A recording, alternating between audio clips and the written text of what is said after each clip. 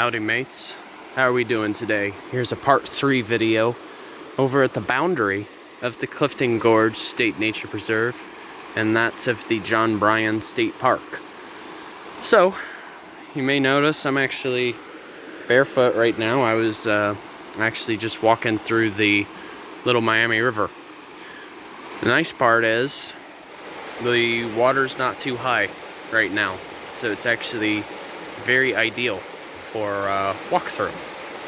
But mostly what I was doing in the stream was I was trying to look for a specific specimen, which I will point out in a moment. So there's a commonly known practice that environmental scientists like myself practice. It is known as SQM, also known as Stream Quality Monitoring. And basically what that entails is it's a way for, whether it be citizen scientists or actual researchers to have an understanding of the water quality of the river. So given that the Little Miami River is designated as a state scenic river, basically no form of watercraft can traverse through this river. Just because, you see ahead of me, you're looking at the riffles, for example. It's too shallow. But basically, going more in depth of stream quality monitoring, we actually have a very unique way of testing water quality. We actually try to look for macro-invertebrates that inhabit these waters. Because here's the thing, most of these macro-invertebrate indications are based on past observations. So basically there are 3 different levels of, the types of macroinvertebrates you'll find. So you have basically level 1, which is considered to be the most polluted. And commonly you'll find organisms such as, trying to think of an example, like you may find crayfish, either in level 1, and then you have level 2, where you could also see crayfish.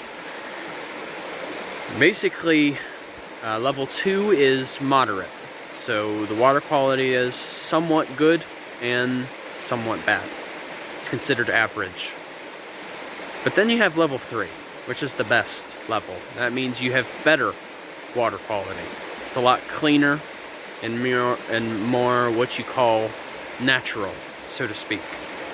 And considering that the Little Miami River is basically a post-glacial stream, and some of it is even spring-fed, you want to expect that the water quality is a bit better. But you have to figure with fertilizer use and crops, especially around here with soybeans and corn, that still can leach their way into the waterways. And all those waterways typically lead to a river. But I found something that's actually worth noting. So I had the genius idea of actually using my first aid kit. I basically emptied out its contents and I decided to use it as a vial because I have a specimen in there. And the best part is it makes it easier for me to show you guys the organism, and it's also still in the water too, because these have to remain in the water. So I'm gonna zoom it in a little closer. Hopefully you guys can see them just a little bit. So you may think that this sort of looks like similar to a centipede. Rest assured though, it's not a centipede. Rather, this is known as a Dobsonfly Larva, also known as the Hellgrammite.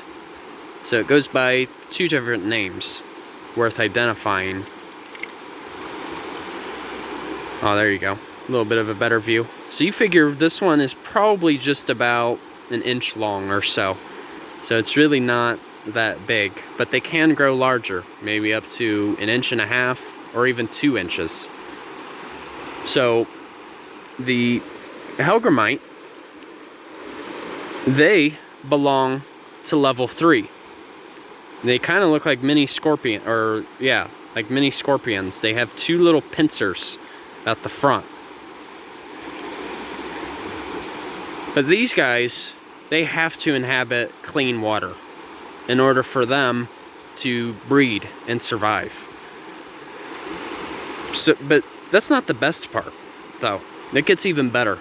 These macroinvertebrates that I'm talking about, you know, this larvae, it's in its early stage of its life. So it's practically just a baby still. But you give it enough time, you know, maybe another couple of months, it will eventually become land-bound and literally will become a fly, or a type of fly. In this case, a Dobsonfly. So hopefully, while I post some photos in the near future, I can actually show you guys what a Dobsonfly looks like once they reach their adulthood. So in a sense, they kind of are similar to butterflies. You know, they kind of go through like a metamorphosis in a sense. But these guys are very important. So basically finding these fellow homies that I'll call Homer, it's a good sign.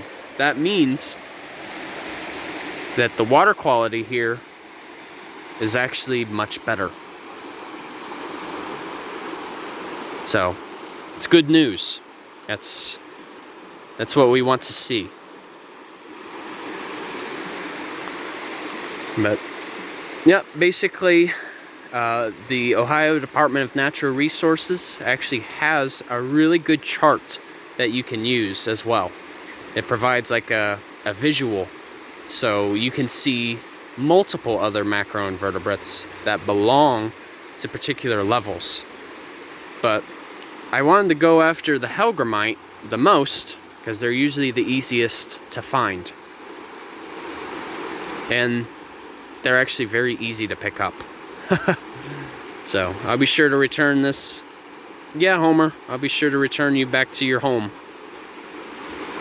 It's alright, you guys. Thanks for watching, and hope you learned something of value regarding stream quality monitoring. And this isn't just a thing in Ohio, this is a global type of practice. And it really gives us a good idea of how our water is. Especially since, you know, the stream here belongs to the aquifer in this area. Alright, you guys, tell Homer bye, and Journey on a Journey is outwards. Take care, folks. See ya. Yeah, I did a bunch of this stream quality monitoring when I was a volunteer. So it really helped expose me to this practice. Take care, you guys. See ya.